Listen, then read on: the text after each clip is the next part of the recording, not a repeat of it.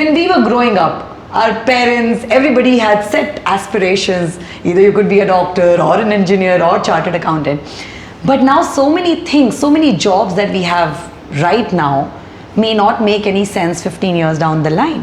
Yeah. And so many things we don't know might become like a new rage in like next decade. So we are preparing children. We are preparing children for the future. We have absolutely no idea how it's going to look like. How, as an educator and as a visionary, how are you tackling that? Of course, it's not one career specific like how it was in our times, that doctor, engineer, CA. No, it is no more career specific. It is, of course, being future ready, and future has we have no idea what future looks like. How are you doing that? How are we working in that direction? Yeah. So what is the outcome we're expecting here? So we want all our children, we as educators, you as parents, we want our children to be amazingly successful, right? Once again, if I may ask, what is the definition of success? So I was just coming to that. So success is very simple for me. Success is, can you set a goal and achieve that goal? That's and success. if you can achieve your goal, you're successful. That's it. And it could be any goal in any field, in whatever you are doing. It could be anything, right? That's so beautiful. If you can put a goal and achieve it, you're successful. You're successful. That's it. Wow. Right? And that goal, you can't tell me what my goal should be. I can't tell you what your goal should be, right? So different goals for different people. Wow. Okay. And goal setting itself is a topic that I can speak about separately. But that's my very simple view of what success is, right? And to achieve that success, again, is very simple. If you can, or any human being can, set that goal, create a plan, and work towards that goal in a systematic fashion without getting discouraged or distracted. Discouraged and distracted. Just two Ds. You don't get discouraged, because you will, because when you're trying towards it, you will fail. I'm getting better. Right? I'm bad, I'm getting better. Or distracted. We live in a world of distractions, right? Social media, this, that, and you're focused. You will be eventually successful. So that's it. Now, and if we can teach, and if your child and if a student can do that, set a goal, work towards it without getting distracted or discouraged, they will achieve what they want eventually. Maybe sooner, maybe later. Wow. It's so simple. Like, you made it sound so simple. so that's how I think about it, right? So if we can create an environment where students are learning that through multiple ways, and in fact, this holistic education and your question about what activities, and which is why it's important to set, when you pick an activity, like Bharatanatyam, you could say, you know what, let's pick a goal, and that goal is you doing your Arangetram. Or maybe she's finished, I don't know. Whatever the goal is, right? That's the goal. Once you finish that goal, we'll reassess. But till you reach that goal, you will work at it without getting discouraged or distracted consistently. Wow. Then so these could be short-term goals, these could be long-term goals. Typically, it's there is Arangetram. This is like a medium-term goal, right? I think for kids, we should talk about medium-term. We can't talk about 5 years hence you shall be this, right? It's very difficult for them to comprehend. So medium-term goals. And help them achieve that. So once again, I'm sorry, I'm cutting you here. Arangetram is the final thing which they do at the age of 18. So don't say that. Because that's fine. It could be, for somebody, it could be Arangetram, right? Okay. No, because we're talking about kids for medium-term goals. So I'm just giving, because I thought you would not know about Arangetram. No, I didn't. I just said, because I get invited for Arangetram, right? So I'm like, okay, maybe this is that's why I thought I'd just bring in this piece of information here. So depending on whatever that is, right? And if you can bring up your child, and we can create an atmosphere, an environment where children are getting the ability to do that, work towards something without getting distracted, discouraged, I think they will eventually be successful. So as a school, the programs that we offer, and we also believe in challenging children, right? Choose challenging goals. Good challenges. Good challenges. This I have learned from CS Academy, wherein you don't say the child is struggling. He's having a good good struggle. A good struggle. Sorry, not good. He's having a good struggle, and that's how you work towards. I think it's such a positive way of putting it. And that's the only way. Only through struggle you learn. See, every time you catch yourself struggling, every time you think, oh, you know what, I don't understand that. That's when you're learning. And if you're not struggling, you're not learning. So essentially, getting your child to focus on those things, I think is probably what success means, and how we help our children be successful. I think you're the only people who made struggle also sound good struggle. Because this also I have learned when I come for PTMs and meet teachers, they will never say the child is having problem in this. He's having a good struggle in reading. And like you are immediately thinking in a positive manner and not complaining and cribbing that the child is not learning. He's having a good struggle, and like how you said, struggle is learning. If you're struggling, you are learning. So it's not. Go back and ask the question. What is it? I will rephrase. So I think I fairly understand that what you're trying to say here is that you put a goal and then you achieve that goal. You're successful. So when we are talking about being future ready, So of course, this is one pillar of it. Yes. So when you're talking about future ready. And I'll give you an anecdote. This time when I was new, I was telling you that we visit schools wherever we travel. That's such a beautiful thing to do a market research. And learning, right? And learning, every of course. school does. Yes. Any school that you go to, I believe that you can learn something from them, because I'm sure that they're doing something beautiful. And we can take it and put it in our school as well. Right, of course. But I met a friend's son, and he was he's doing computer science in Princeton. In New York, and I took him out for lunch, and I was asking him, he's in third year, I was asking him, hey, how's the job search going, this, that, and he was saying it's extremely difficult. Extremely difficult. Applying for jobs, applications are going out, very few companies are getting back, and he said a Princeton undergrad in computer science, he said, would have 20 companies lining up with offers. Princeton is an Ivy League, if I'm not wrong. It's an Ivy League, yes. Yeah. And now we have to reach out, we have to be out there, and they are getting jobs, but getting one job is such a achievement now. Why that shift? And he said, again, because of, I think, of the situation where we are at this point in time, economically, what's happening with AI, etc., right? Many junior roles have disappeared. So the people coming through, even if you're highly qualified, you're not finding good roles. I mean, finally the boy did find a great job, but through reference from a professor. Oh, okay. The other thing I wanted to tell you was my nephew, my sister's son. He did economics, and then he went to a law firm where he trained himself to write AI solutions for lawyers. He creates these little tools that lawyers can use in their day-to-day life for research, etc. And he was telling me that he was visiting me in Coimbatore. My daughters were sitting, we were all having a chat, and he was saying he was thinking of moving jobs, and he's found this new job which is going to pay him twice as much. And it's an AI company. It's an AI first law firm. AI first law firm. So the founding ethos of the firm is artificial intelligence, and they were paying him X amount of money, which was amazing. And my daughter was like, "Oh, you know what? That sounds great. What should I study? What course should I do?" And he said, "There's no course. This is so new. There's nothing. You can't go study this." And we were asking, "How did you learn that?" I said, "No, some tutorials. I looked at YouTube videos. I tried stuff." Wow. I learned. And why I'm saying that is, I mean, that's going to be the new world. Nobody's going to care about whether you went to IIT or whether you went to Princeton or wherever. They're going to give you an assessment, and they're going to say, this is my company, here's what the skills I want. Can you come and do that for me? And what value can you bring? What value can you bring? And if you can prove that, you will be hired and you will be paid amazingly well. As opposed to if you have the best credentials, and if you don't have that, you're not going to get hired. My daughter went to the London School of Economics, and many were applying to investment banking, and she was telling me one of her friends who was doing, I think, philosophy, ended up getting a investment banking job. And I was quite surprised. I said, how does that work? Because there's finance, there's economics and philosophy. She said, Papa, you don't understand. Nobody cares what you're studying. They will call you for an interview, they'll give you a test. You'll write, and then they'll ask questions. If you answer the question, you get the job. That's what future looks like. Yeah, and that's what the future looks like. So, going back to therefore, what should we do? I think again, it's going back to fundamental skills and fundamental habits. I think those are the only two things that we can anchor ourselves to. The more adaptable you are.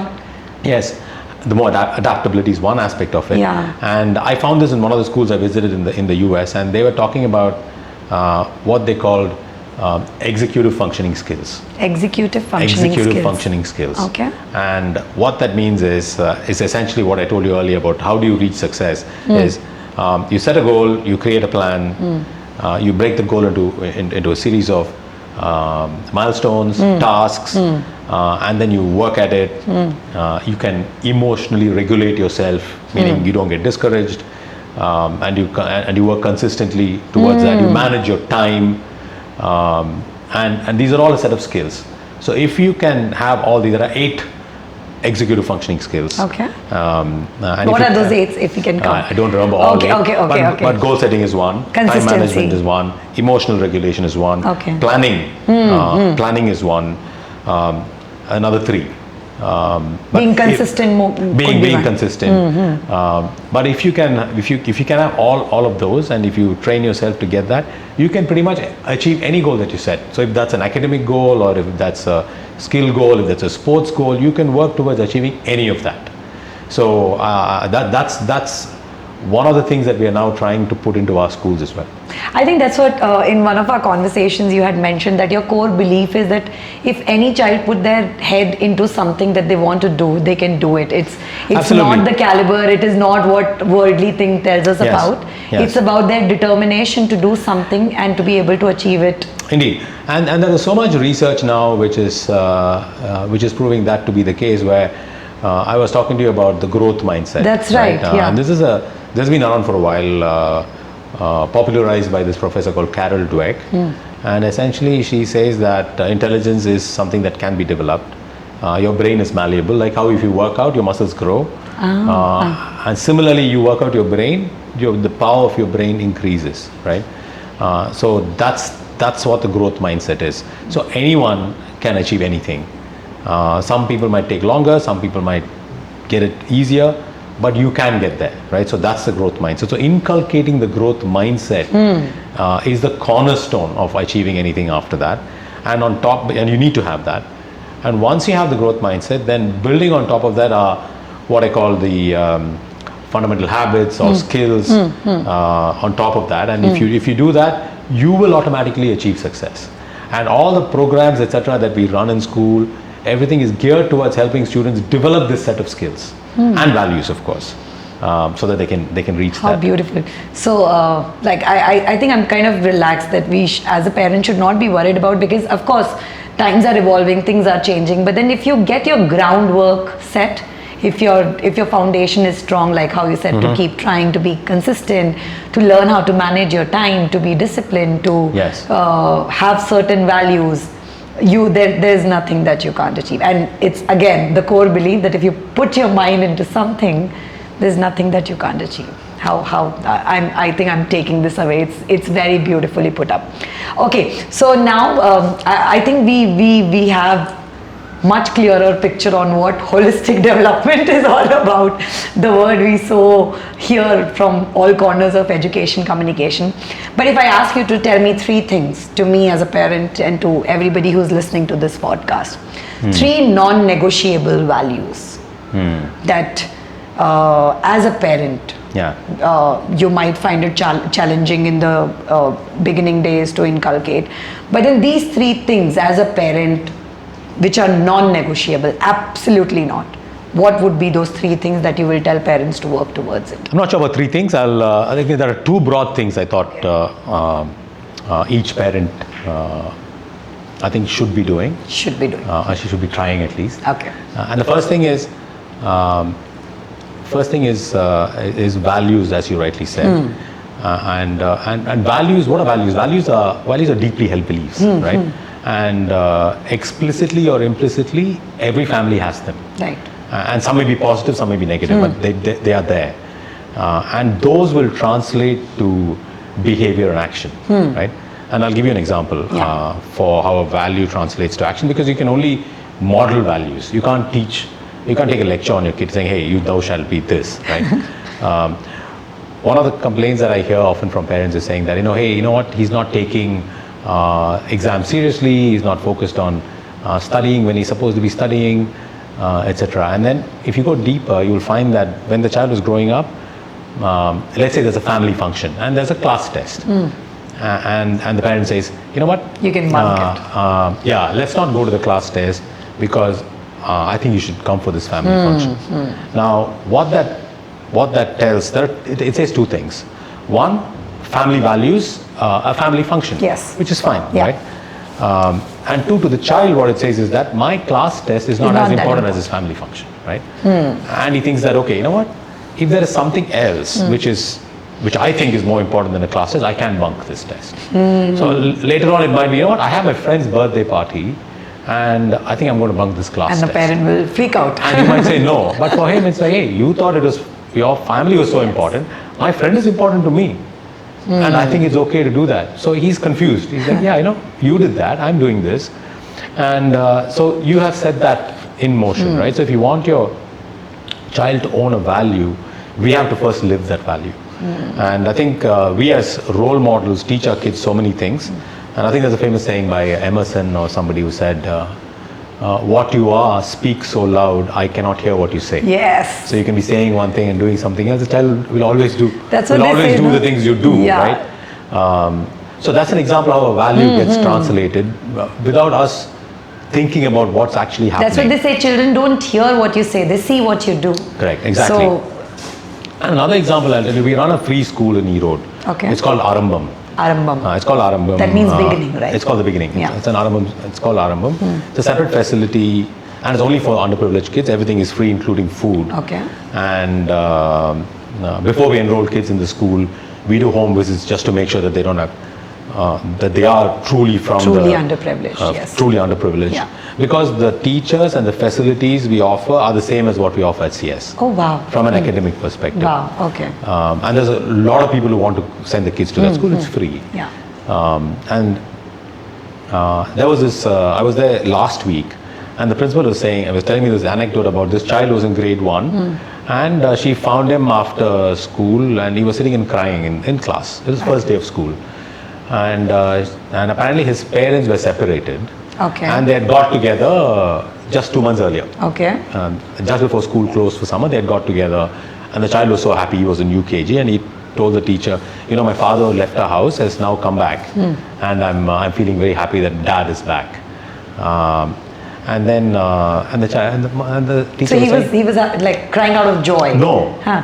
Apparently, the dad passed away just 2 days earlier from a road traffic accident. And when the teacher asked, she took him aside and she was asking, and he said, I'm feeling sad because he's a grade 1 child, right? But he's able to express all of He that. is, that my dad passed away.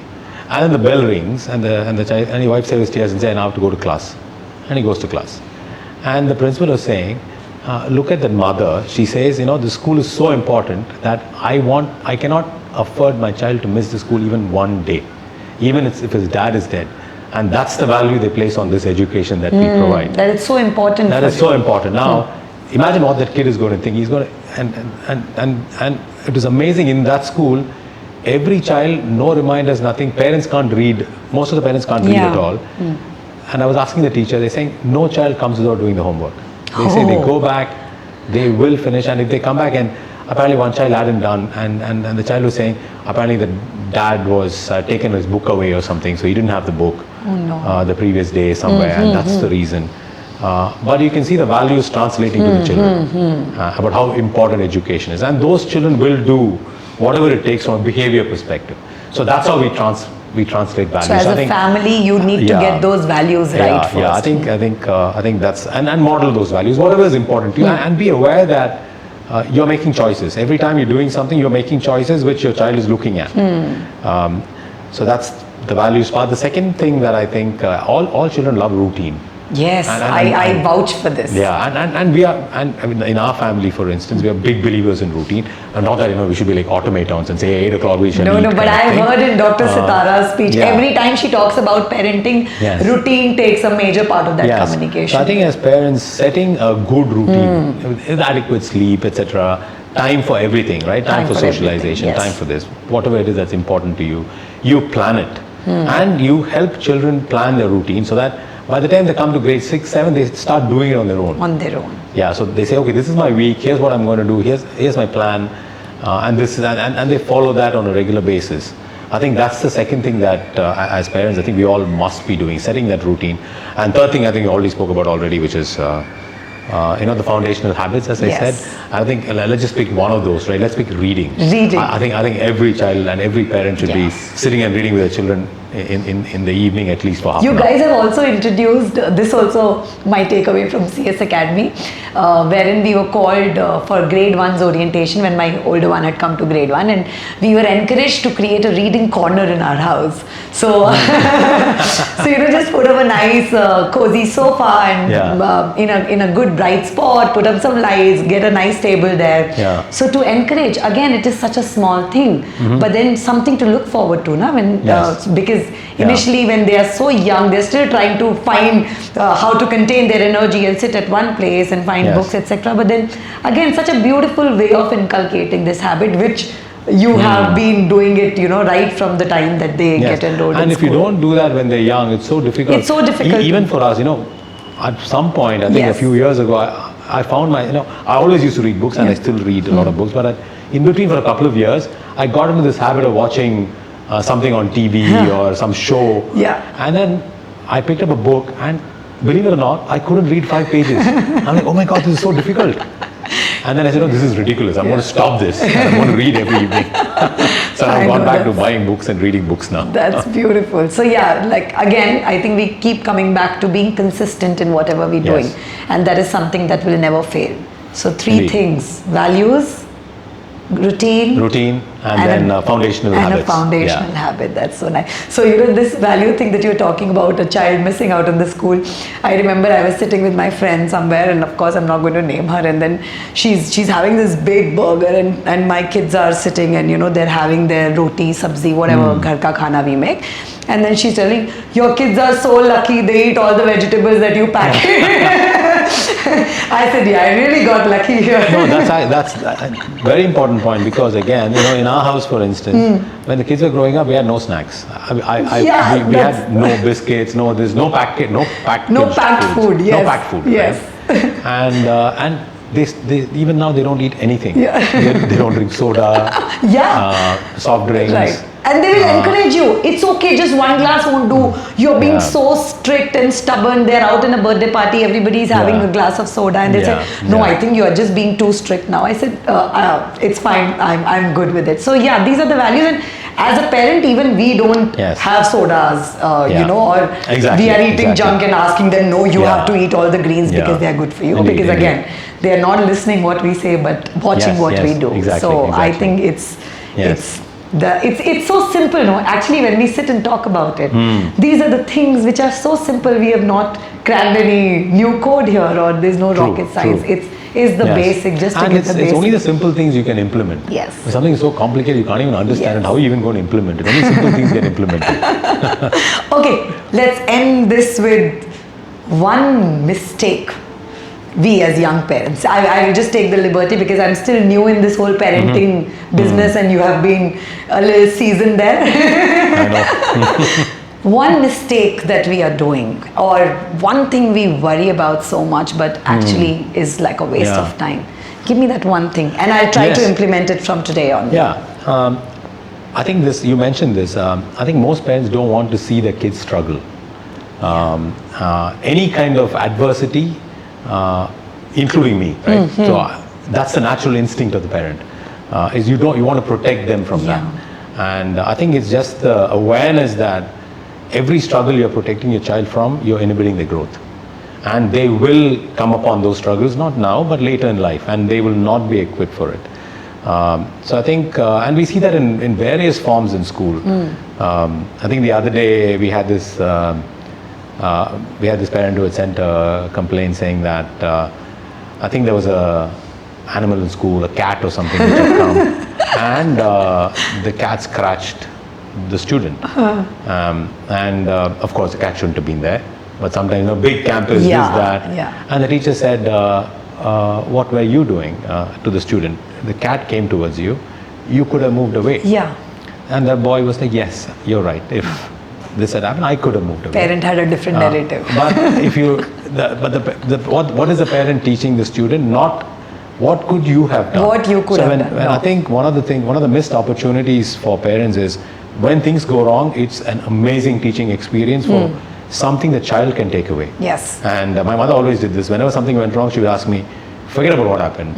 What could you have done differently? Tell me that. Because that's the only learning you can take away from this. You can't change the world. You can't change human beings. You can't change so many aspects of society. But what can you change yourself?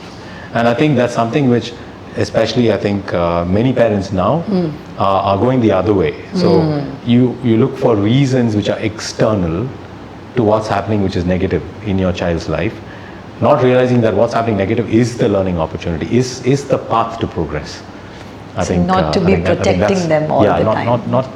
Let them learn from their mistakes. Yes, and these struggles might look big to you now, but they actually, when you look back now that my daughters have passed out from school, and I look back and some of the things that we worried about, they're so insignificant now. You know? Oh my God, did we even worry about that? Did we even worry about that? So allow them to struggle. Okay, because right now things can be in your control. You can go and shout at the management at school or go fight with the friends' parents.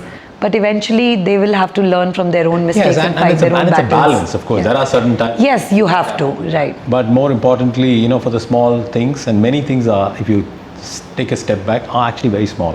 And ask yourself the question, what can my child learn from this? And take that forward. But be communicative about it. Tell your children about it. Yes. Tell the child, talk to the children, and explicitly tell them that. Yes. That this is something. And the point that you make about, the world is a messy place, and we want to give our children a controlled environment. Yes. But how much of the environment can we control, and how do we balance this? We want to control the peers that they have. We want them to move with a set of people. And it's important to have good friends. Yes. But it's equally important for them to grow up with a set of diverse people who are very different from them. And how do you get along with those people? Because that's society. And we need to make sure that our children are capable of thriving in society, not thriving in a controlled environment. Because nothing is in our control. Because nothing is in our control. Yes. Beautiful. And thank you so much. I think it's such a beautiful conversation. Everything that you have explained makes so much sense to me as a parent now. Nothing of it is something that we don't know about. These are all simple, basic, foundational things that as a parent we can do to help them build a routine, to have them good values, be a good example to be living those values, be consistent. And I'm taking, not trying, I am bad, getting better. This is what I'm putting in my kids' home today. So thank you so much for taking out time and sharing these beautiful insights with us. And yes, I know my kids' future is in the safe hands while they're at CS Academy. So everybody, thank you for joining us. And if you think this added any sort of value in your parenting journey, that you are taking away something important, something helpful, don't forget to share it with your other parents' peer. Thank you and have a nice day.